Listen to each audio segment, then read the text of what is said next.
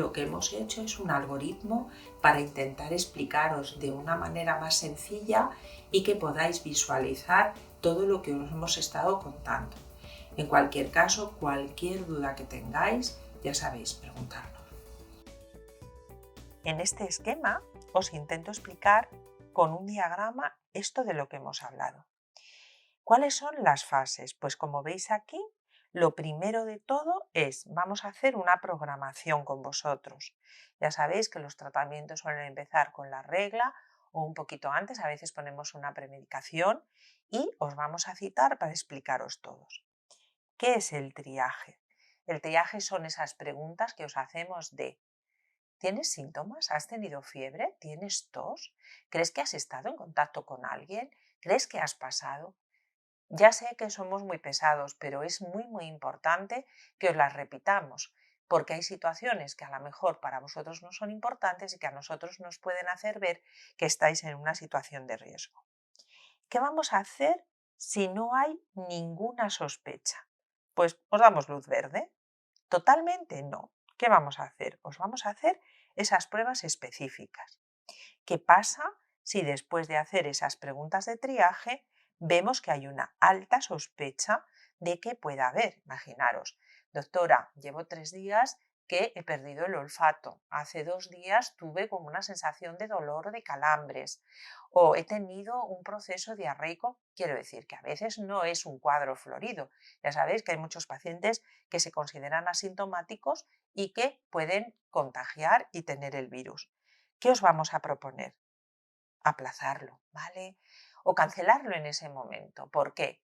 Porque ya sabéis que el cuadro puede evolucionar de manera importante, pero que lo más seguro es que sea un cuadro que pase de manera asintomática y que en 4 semanas podamos retomar esto con tranquilidad.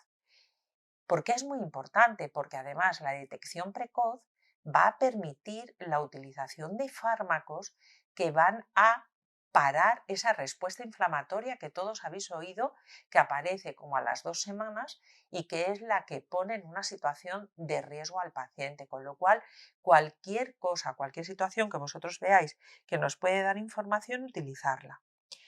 ¿Qué va a pasar si dudamos, si es una situación que no está muy clara?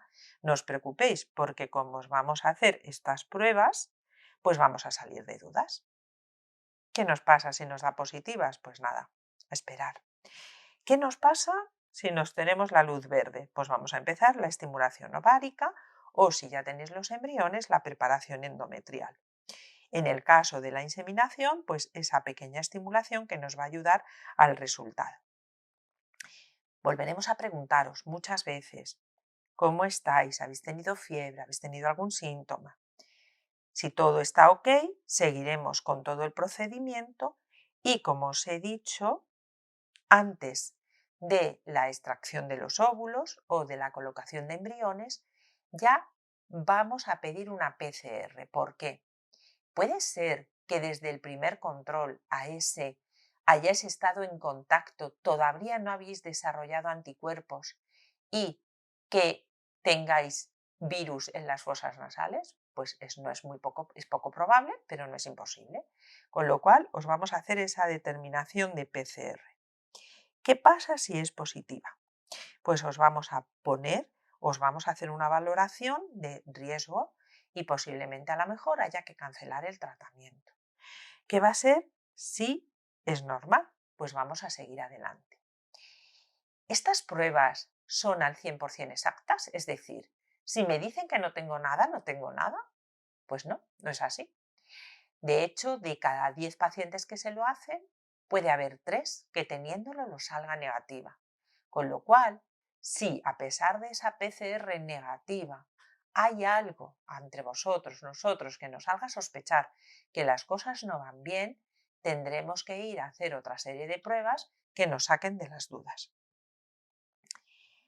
¿Y qué nos va a pasar cuando ya tenemos esos embriones? Bien porque los tengamos congelados de ciclos anteriores, bien porque sean embriones de ciclos de ovodonación o porque sean embriones propios que vosotros queréis utilizar. Ahí, como veis, en todo el proceso anterior, es un proceso que está muy controlado y el riesgo de contagio es mínimo. En el proceso de colocación de embriones, claro que el riesgo es mínimo, pero durante el embarazo, coger la enfermedad os puede poner en una situación de riesgo.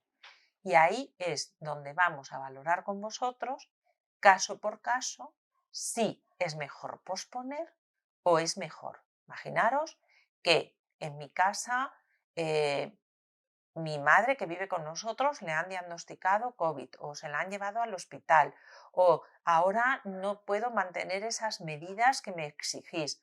Pues a lo mejor es mejor posponer.